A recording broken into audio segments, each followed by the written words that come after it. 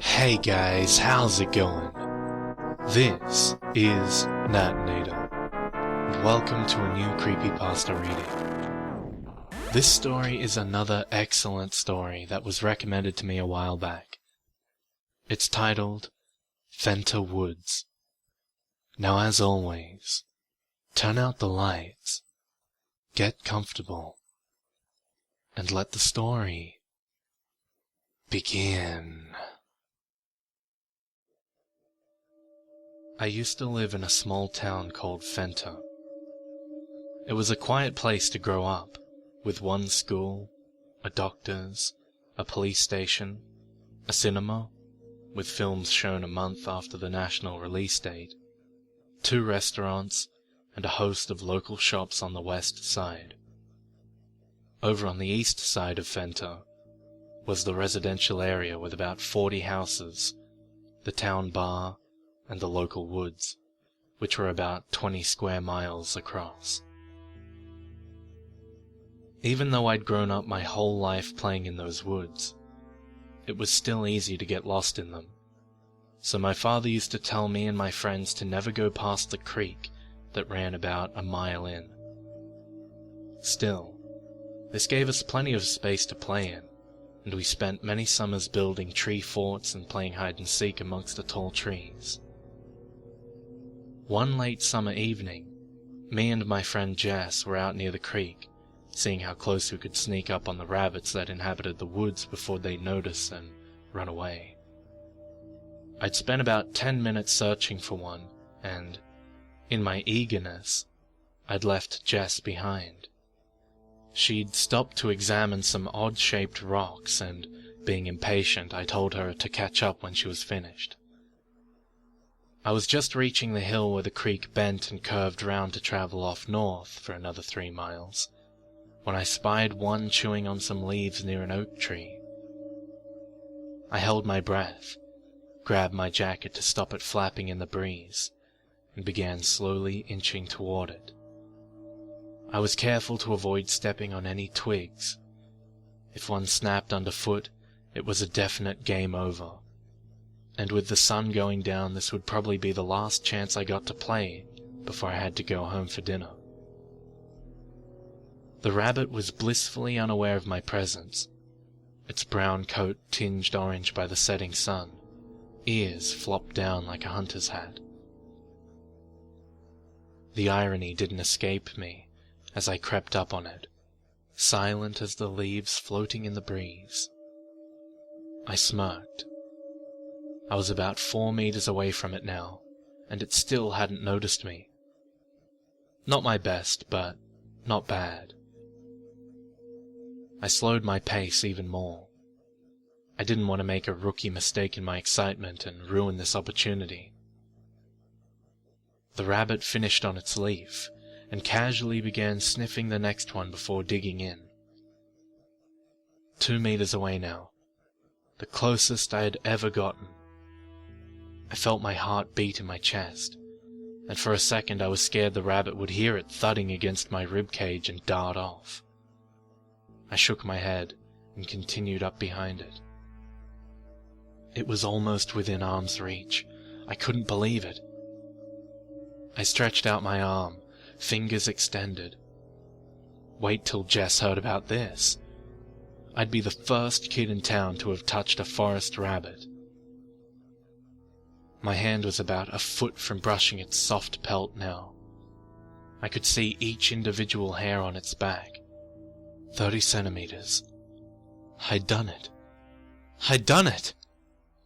Suddenly, an ear-splitting scream pierced the air, shaking the silence of the woods into shock and causing the resting birds to panic and scatter from the trees.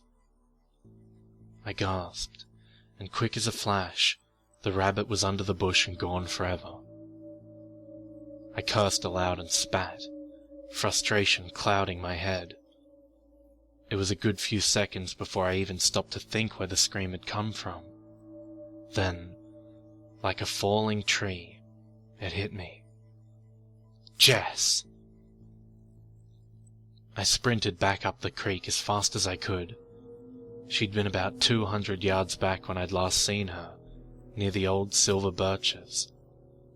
It took me about 2 minutes to reach the spot, next to the weird pile of rocks. My brow was covered in sweat, and my hair was messed up where the wind had whipped through it, but all I could think of was finding Jess. Even though I knew the woods were perfectly safe, I cursed myself for having left her alone. I spun around in a circle, scanning for any sign of her, but there was none. "Jess!" I yelled out, my voice traveling through the woods and echoing off the trees. It was getting darker, and tall shadows were being cast all around me like a net. "Jess, where are you? Call out to me! Jess!" I stood and listened, but there was no reply. I was just about to run further up the creek where the trail began to see if she had started to make her way home, when I saw it. On the other side of the creek, about 50 yards away, it stood, tall as the lowest branch of the sycamore next to it, about 7 foot up. It was covered in black rags, ripped and torn across its thin, wiry body, with a hood pulled tightly around its head, obscuring its features. 2 white, pupilless eyes stared at me from the shadowed recess, and I spied the flash of teeth. Long, slender arms with hook-like fingers splaying off of stumped hands, almost dragged against the floor by its sides. I suddenly noticed an overpowering smell and wondered how I'd missed it. I'd smelt it before on the farms when the cattle were harvested in the slaughterhouses. It was the smell of death, thick and despairing. I almost choked, but my mouth wouldn't make a sound. I just kept staring at it, petrified, blood running cold through my veins. Even the birds had stopped yelling in protest, and now there was nothing but silence. It and I, locked in a gaze that I would remember to the day I died. I don't know how long I was standing like that. It felt like minutes, but it was probably only a few seconds. Suddenly, it shifted its weight and hunched down. For a brief second I thought it was going to start running at me, and I almost threw up, uncontrollable fear racking my body. But then I noticed it had stopped to collect something from the ground. I cried out silently. It was Jess, her limp body looking like a doll compared to its freakishly proportioned frame. Despite being thin and stick-like, it picked her up in one bony hand with ease, fingers clasped around her waist, teeth bared in a crooked, humorless smile. It opened up part of its shawl and pulled her close against its blackened torso. I caught glimpses of a rib cage and rotten flesh. I reached out my arm, as if somehow I could pull her back to me, but it was too late. It had turned and started to stride off deeper into the forest. Even if I had known that area of the woods and had the strength to move my legs, I would have never been able to catch up to it, and, before I even knew it, it had disappeared from sight, like it had never been there at all. Only the heavy smell of decay was left lingering in the air. The only evidence that I hadn't just imagined the whole thing. I snapped my head round and began to run back toward the town. It was a good mile's distance, and I'd never run that far before. But that day, I ran and didn't stop, jumping over fallen logs and ducking branches. I dared not look back. The darkness was almost complete by the time I burst from the undergrowth and into the town's edge. I sprinted to the bar and threw myself into the door, practically collapsing onto the floor. I don't really remember much after that, but from what I was told later on, it took them about 10 minutes to stop me from screaming about a demon I'd seen in the woods, and that we had to find Jess. By the time they'd actually gotten the story out of me and organized a search party, 2 hours had passed. Jess's dad shook me and shouted at me, asking me what happened to his baby girl. I could only stare dumbfounded and mute until my own father dragged him off and told him to get a grip. The sheriff organized the townsfolk into 2 groups, and they each took a section of the woods. I tried to tell them that they all needed to bring their guns, that the thing had to be killed. The thought of going up against such a nightmare unarmed was too much. I begged my father to stay, but he told me to calm down, that I was talking nonsense and was probably just in shock, my mind making up stories to deal with what happened. He sent me home to rest under the watchful eye of my mother, as he led one of the groups into the woods. 3 hours passed. I was laying in bed, still unable to sleep, huddled in my blankets, paranoid of every shadow and creak, convinced that it, the nightmare, was going to come back for me, the only witness to its abomination, when I heard the front door open and the heavy steps of men entering the living room downstairs. I listened as they sat down and began to talk. "Damnedest thing I've ever seen in my life, Jerry. I don't know what's out there, but it sure riled up the dogs." That was the sheriff speaking. "What was it? A bear, do you think, Sheriff?" I didn't know the speaker, but he sounded young. Maybe one of the farm hands. Maybe. All I know is 2 of my best tracker hounds caught a scent, started going mad. They tore off into the woods faster than I've ever seen them run. And they didn't come back. Now we're 2 dogs and a little girl down. Jesus H. Then the voice of my dad. I eased up a little. Knowing he was back in the house made me feel safer. Chris said he found the poor girl's gloves down by the creek, right where my boy said they were playing. The unknown voice came again. Obviously Chris. "It's true. They were covered in some kind of slime or something. Don't know what, but it smelt god-awful. One of the boys almost upped his liquor." "Okay. Well, at least we know she was there. I'm not hoping for much, but I'll pray. It's one big forest, and the chances of finding her are mighty slim." The sheriff sighed.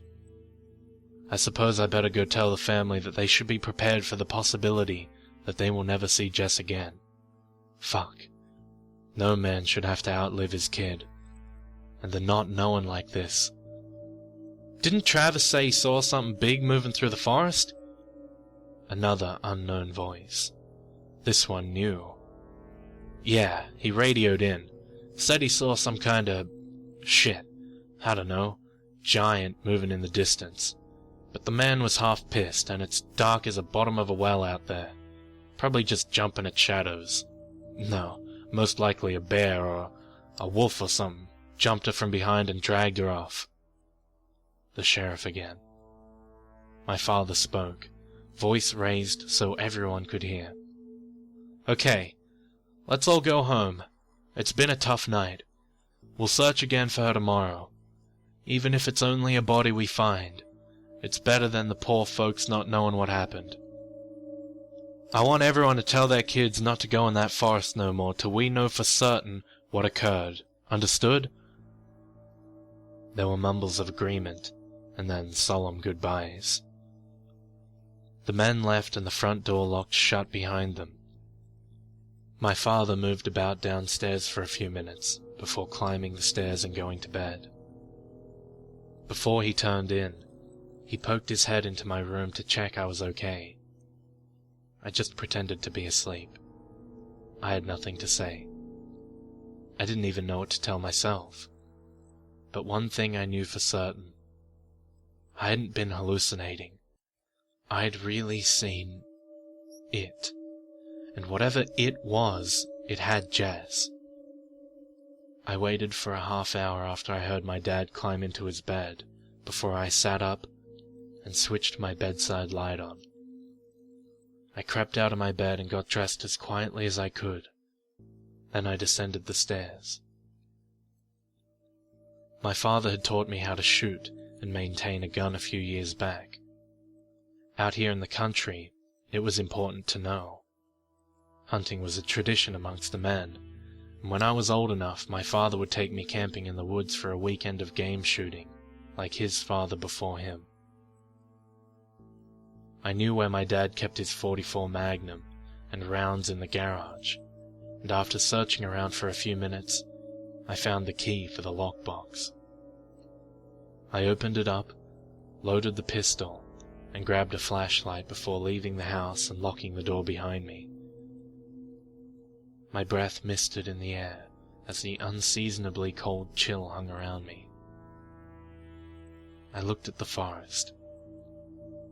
Once a place of fun and laughter, now dark and sinister in the moonlight, branches stretching and contorting toward the sky like skeletal figures. That thing had Jess, and I couldn't live with myself if I didn't do a damn thing to get her back. After all, it was my fault for leaving her alone out there. I swallowed back the lump in my throat and began tenaciously walking down the road toward the woods. Don't worry, Jess, I thought. I'm coming. As I entered the woods, I immediately began to question my actions. I knew that what I was doing was not smart by any stretch of the imagination, that my foolhardiness could very well get me killed.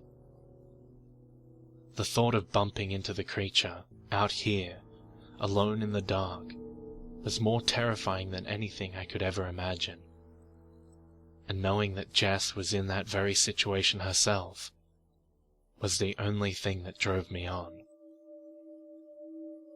I trudged on the familiar old trail for about 20 minutes or so, until I eventually came to the creek. I'd never been here before in the dark, and although everything was where it should be, it looked different. It was as if these were my woods to play in during the day, but now in the dark, it was an alien place. This was its domain. I was a stranger here, unwelcome. This feeling was reinforced by the fact I had no idea what lay beyond the creek, except from what I'd seen in the immediate area from the other side. Carefully, I crossed the creek, the water soaking through my boots and dampening my trouser legs. As soon as I stepped out onto the other side, I felt like I was lost. How would I find my way back? Which direction would I go in? I ignored the first question. I had bigger things to worry about at the moment, and decided to head off in the direction I'd last seen the creature going. I started walking, vigilant for any signs of movement or noise. I'd expected there to be animals out this late at night, but eerily, it was silent, which made me feel vulnerable. Every footstep sounded like an alarm, telling the creature where I was. I stopped for a moment and looked around with my flashlight. I felt like the darkness was swallowing me, that the thing sat just outside the borders of light, laughing at my efforts to find it. I realized that if there was anything out there, the light would only serve to give away my position, effectively ending any kind of advantage I would have over it. After a pause, I switched off the flashlight and waited for my eyes to adjust. It was difficult at first, but after a few minutes, I could make out enough of the forest to start slowly making my way through. It was about 10 minutes later when I heard it. A short, sharp yelp to my left in the distance, I paused and waited to see if any other noise was made. A moment later, a snap echoed through the darkness, and a dull thump. I was not alone anymore. Swallowing fear, I sunk to my haunches, and slowly made my way toward the noise. I had plenty of experience at being quiet from the rabbit game, and even in the dark, I didn't find it too hard to distribute weight so as to move almost silently. After a while, I reached a clearing where the trees parted to a grassy patch about the size of a football field. In the center of the clearing was a rocky depression that sunk down into the earth. I was about to make my way over and investigate when I saw it. It was standing near the edge of the clearing to the south, and was slowly limping its way over to the depression, dragging something behind it. In the dark I couldn't make out what it was, but it was about the size of a child, except if the child had been snapped in the middle, it flapped limply with every bounce like a paper fan. I swallowed a lump and tears stung my eyes. I wasn't sure if I was more scared or sad. I prayed to God to not let it be Jess, and continued to watch it as it reached the pit and then hurled the object over the rim. It hit the ground with the unmistakable sound of crunching bone. The creature bent down head first as if to crawl down the rocks, and then stopped. Slowly, it stood back up and sniffed. I instinctively pressed my back to a tree, removing myself from view and strained to listen. I heard it sniff again softly and walk around in what seemed like a small circle, and then nothing. I waited. For what seemed like eternity, I waited. I was unbearably tense, expecting to see its milky eyes slowly peer round the side of the tree, followed by that big crooked smile at any second, or a long hooked finger to slide out of the darkness and rest itself on my shoulder. Nothing happened though, and nothing continued to happen for the next couple of minutes. Gathering my courage, I hesitantly glanced around the tree, only to see the clearing was empty. I double, triple, and quadruple checked the area, making sure it was gone, and then I stepped out back to the clearing edge, making sure to keep low to the ground. To step out into the clearing was out of the question. Suicidal. What if it was only hiding at the clearing edge itself, or waiting in the rocky fissure at the center? It would defy all logic, rebel against every survival instinct, and yet I had to know. I had come here looking for Jess. If I turned back now without checking to see if it was her, crumpled and contorted at the bottom of those rocks, then I may never know. The sheriff was right. The not knowing was the worst part. Before I stepped out, I pulled the magnum from out of my waistband and cocked the hammer back, being careful to mute the click by smothering it between my legs. When it was loaded and ready to fire, I began to slowly inch my way out of the safety of the tree line and into the open. I took a few steps and stopped, waiting to see if anything came crashing towards me. When nothing did, I continued my cautious journey to the depression. When I reached the lip, I aimed the gun ahead of me and looked over. It was a couple of feet deep, about 10 or so, and was a little larger than I had expected. One side of the hole was hollow and extended into the ground as some sort of cave, large enough to drive a car through.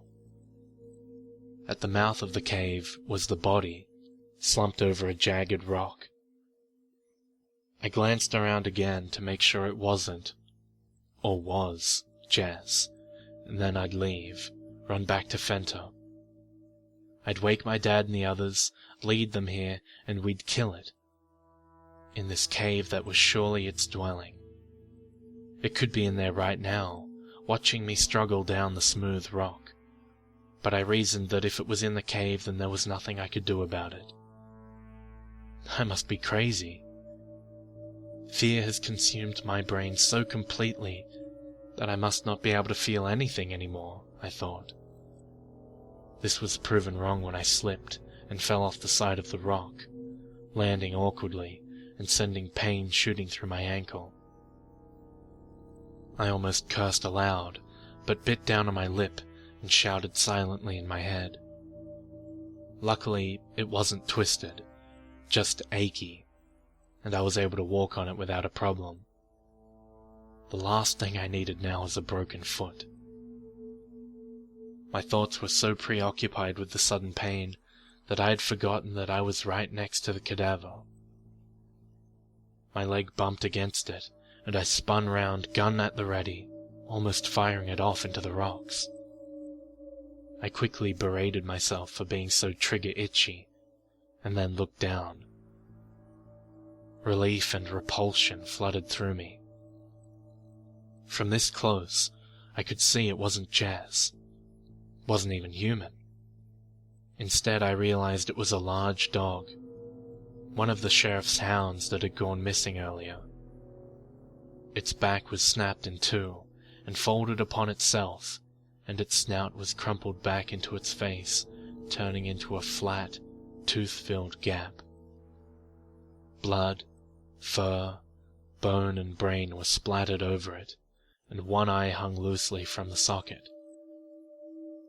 The eye was positioned in such a way that it appeared to be staring right at me. I looked away and felt bile rising in my throat. The smell of death and decay was overpowering this close to the cave, and I dreaded to think what other corpses were nestled away inside. I was about to begin scrambling back up the edge of the depression when I heard a sob. I spun round and stared into the darkness of the cave.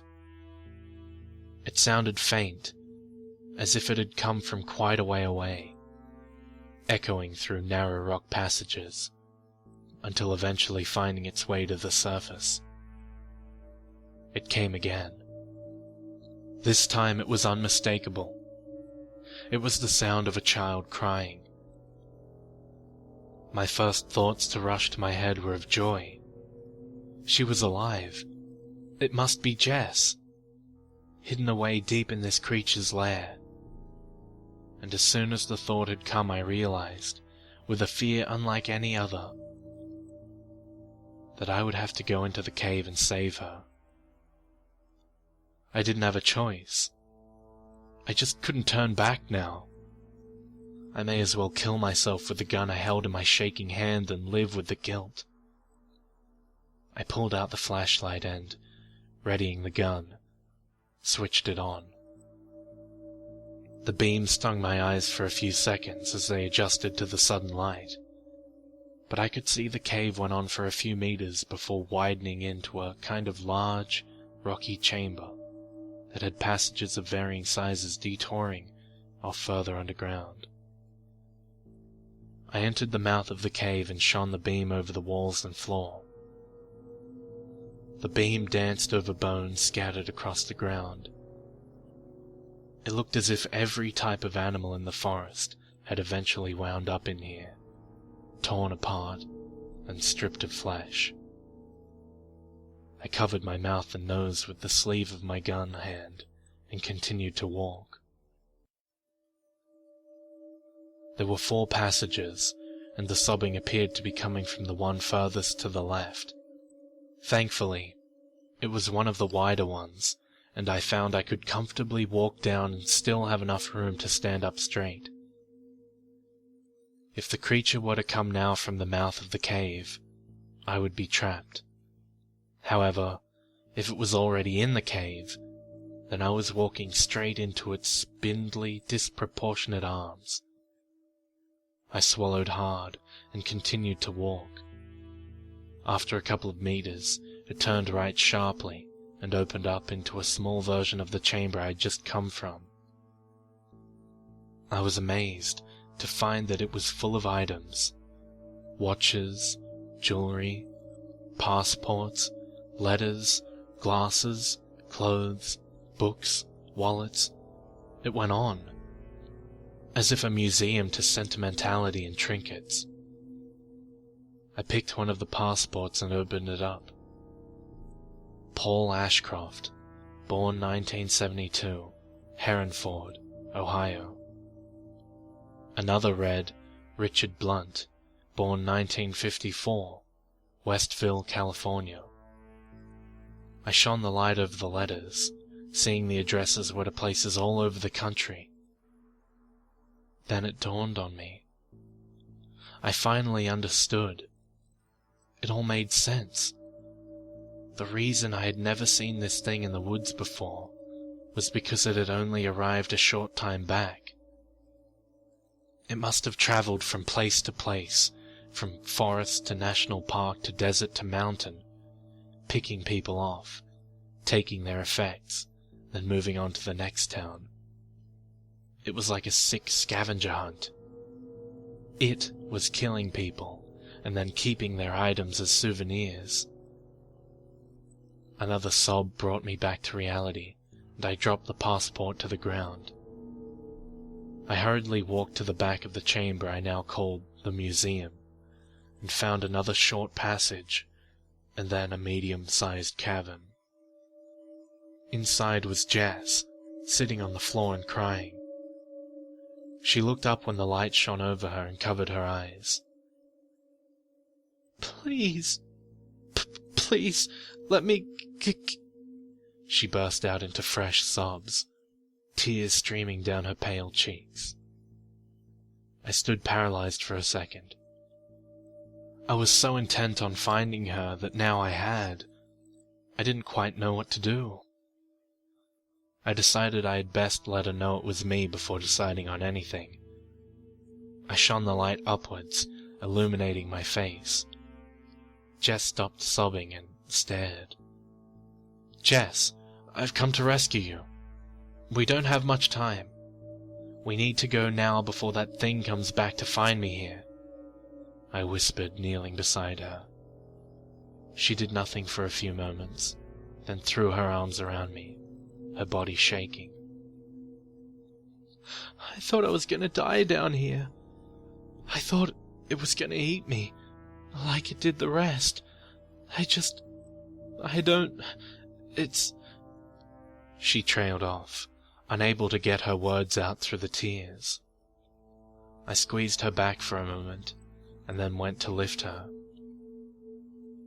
The sound of metal clanging against rock reverberated through the cave. I shone the light down and my heart sunk. She was chained to a heavy metal ring pin that had been nailed deep into the rocks beside her. "I couldn't escape," she sniffed. "I tried to pull it out, but it's no use." I stood for a second, defeat washing over me. "I could go get help, come back and—" "No!" she squeaked. "Please don't leave me here." Panic spread across her face, and it was all I could do to promise not to leave.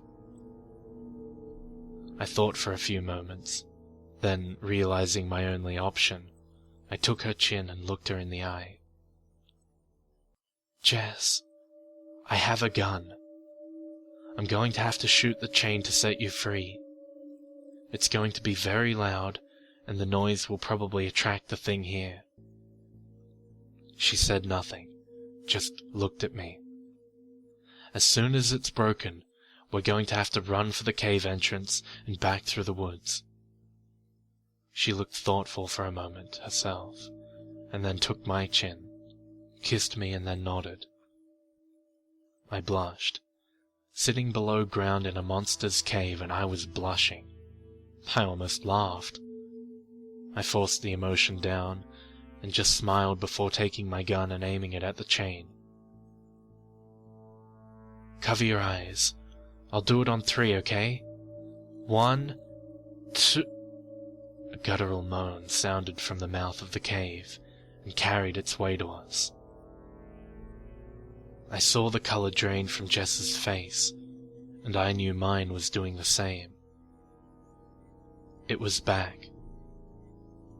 Without thinking, I pulled the trigger. The gun cracked, deafening in such a small space, and the chain shattered. I grabbed Jess before she could react and pulled her up, sprinting toward the museum. As we entered into it, I dived behind a table full of bric-a-brac, pulling her down with me. No sooner had we landed on the floor, I saw the creature enter into the room and scramble over to the passage we had just exited from. As soon as it was gone from sight, I pulled her back up and pushed her toward the passage that led to the cave mouth. She didn't need to be told twice, and we ran as fast as our legs could carry us. As the cave mouth came into view, a scream, full of horror and anger, rang from behind us, as it discovered its meal had been stolen. As we got to the cave mouth, I could hear wood splintering and the tinkle of dozens of tiny objects hitting stone as it tore through the museum after us. I grabbed Jess's foot and hoisted her up till she grabbed the lip of the depression and pulled herself into the clearing. I spun around and saw it exit the passage into the main chamber. Its hood had fallen down and exposed what can only be described as a half-insect, half-human face. I fired a shot off in its direction, and it screeched in agony as the .44 bullet connected with its thigh, knocking it back for a second. I took the distraction and spun around, leaping for the edge of the depression and grabbing a hold. Jess seized me by the collar and helped pull me up, just as I felt hooked fingers brush the bottom of my shoe. We started to run across the clearing. The sun was coming up now, and the sky was a pinky red, casting a slight glow on everything. We ran, and ran, and ran, and ran. The whole while I could hear it crashing through the trees after us. If I hadn't have hit it in the thigh, I don't think we would have stood a chance of outrunning it. But somewhere, some god was watching over us. It was about 45 minutes before we reached the creek, and by the time we saw the edge of the woods, an hour had passed. I still, to this day, have no idea how we managed to run so fast and so far without stopping. But I do remember the adrenaline coursing through me so violently that I shook for hours afterwards. When we reached Fenter, I fired the gun off into the air. Within 2 minutes, dumbstruck townspeople surrounded us, some asking what happened, others grabbing and hugging Jess, and most just staring blankly. When Jess's father arrived, he broke down and cried, holding his girl to his chest and thanking God, and me, equally, for his daughter's safe return. When my father arrived, he took the gun from me, put his hand on my shoulder, and gave me a look.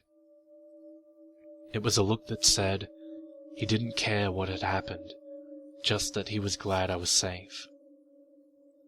Regardless, we had to explain to the sheriff what had happened. After we both explained our stories, a group was organized and armed, and I was asked to lead my dad, the sheriff, and 20 or so other men to the cave. I was tired and reluctant to go back, but next to my dad I felt safe. After a couple of hours, we came across the clearing and found the cave system just as we had described. The museum was empty. The shattered chain was found at the back untouched, and a brief examination of the other caves revealed to them to contain skeletons of other people.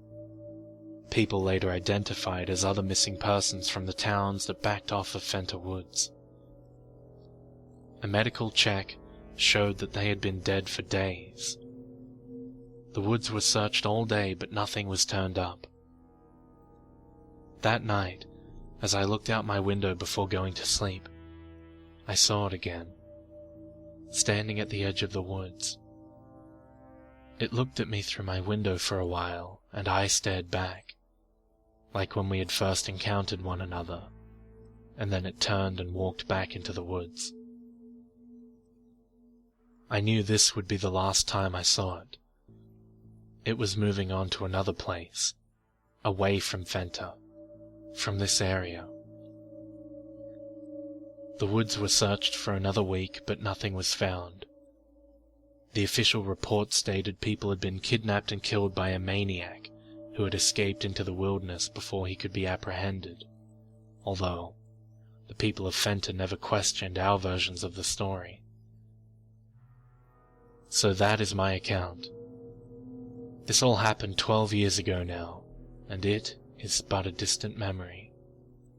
Jess has just finished university and is going on to become a lawyer for animal rights, and I am working on the family farm after dropping out of college.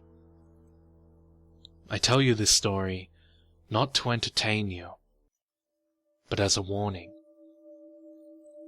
Next time you decide to go hiking in the mountains or camping in the woods, it is still out there, and next time it might be your town it decides to visit. Be safe.